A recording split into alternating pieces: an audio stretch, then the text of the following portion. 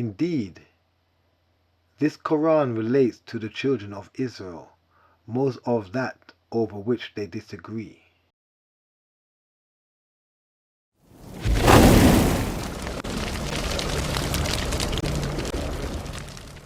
Please, listen carefully with an open mind, and then decipher for yourself the information shared with you.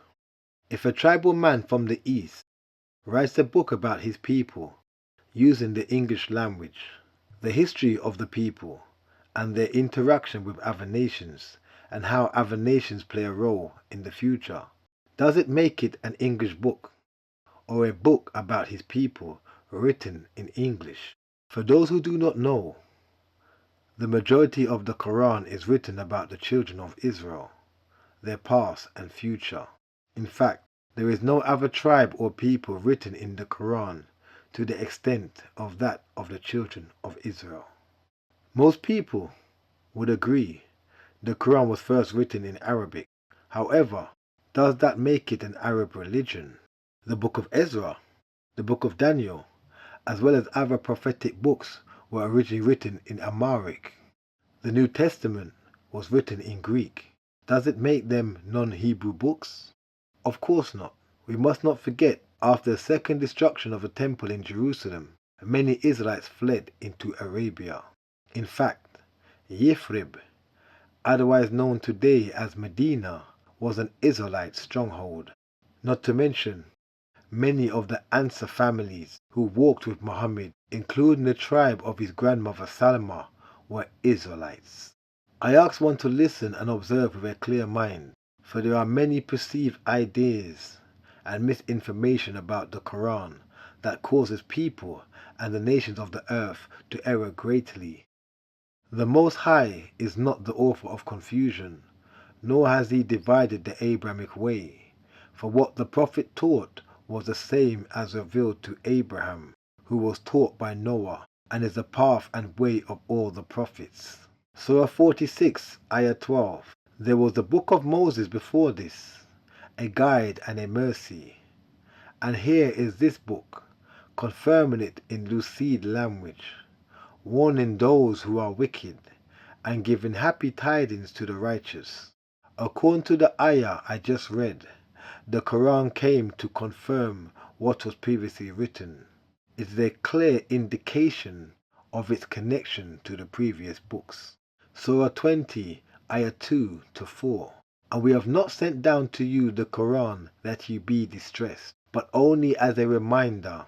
One cannot remind anyone of something unless there is a connection between the current and previous. Surah 27, Ayah 76. Indeed, this Quran relates to the children of Israel, most of that over which they disagree. This verse is a clear indication of the unification of the Abrahamic books and the relevance of the children of Israel, unto who the Quran undoubtedly refers to and confirms of.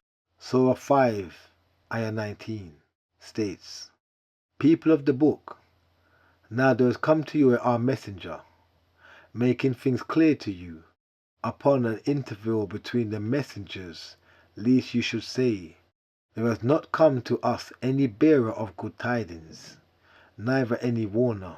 Indeed, there has come to you a bearer of good tidings and a warner. God is powerful over everything. According to this verse and many others, Muhammad came to the children of Israel. In fact, majority of his interaction in the Quran was with the seed of Jacob. I encourage you to read Surah 2, Ayah 40 to 47. At no point does the Prophet tell the children of Israel to turn from their covenant. In fact, he tells them to return unto it and fulfill it. With so much misinformation spoken of regarding the Quran and the misconceptions and practices associated with this ancient book, many have shied away from it. Many Israelites will not read it because they believe it is an Arab religion and the Holy Land is of non-importance. However, you have been misled because of your own misunderstanding and not sought truth for self. You have accepted the lie. The practice of Islam did not begin in Arabia and the concept of Muslim, meaning to submit to the will of God, predates the beloved Prophet Muhammad. Surah 22, Ayah 78, and strive for Allah with the striving due to Him. He has chosen you and has not placed upon you in the religion any difficulty. It is the religion of your father, Abraham. Allah named you Muslims before in the former scriptures and in this revelation, that the messenger may be a witness over you, and you may be a witness over the people. So establish prayer and give zakah and hold fast to Allah. He is your protector, and excellent is the protector, and excellent is the helper. There is no denying the children of Israel are the people of the former scriptures. As I stated before, the word Muslim only means submit. To be in submission, it is not a religion formed by man as seen today, but a way of life. Surah 2, Ayah 133.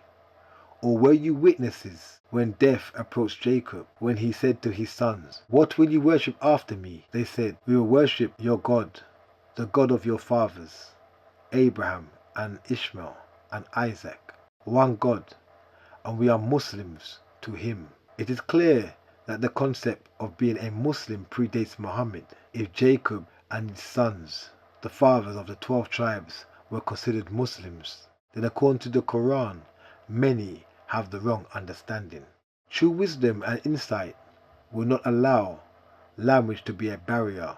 After all, it was the Most High who caused man to speak different tongues and made us into nations and tribes, that we may get to know one another in truth. Regarding the importance of the Holy Land, according to the Quran, Abraham and Lot were delivered from their own people to a land blessed for the worlds. There is no doubt the Quran is referring to the ancient land known as Canaan, today divided and seen as Israel and Palestine. This is an undeniable fact that Surah 21, Ayah 69 to 71 is talking about their journey from in modern-day Iraq to the Holy Land. To further clear this misconception and illusion that the Quran doesn't speak of the Holy Land as the most blessed place in the earth, Surah 21, Ayah 81 states, "And to Solomon we subjected the wind, blowing forcefully,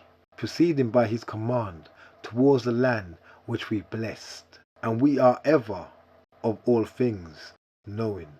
There is no denying the Quran confirms that the previous books and the Holy Land is undoubtedly the focal point. After seeing and listening to this evidence, what are one's thoughts? I urge you to seek knowledge for oneself. All Abrahamic books are of importance. Be not misled by men.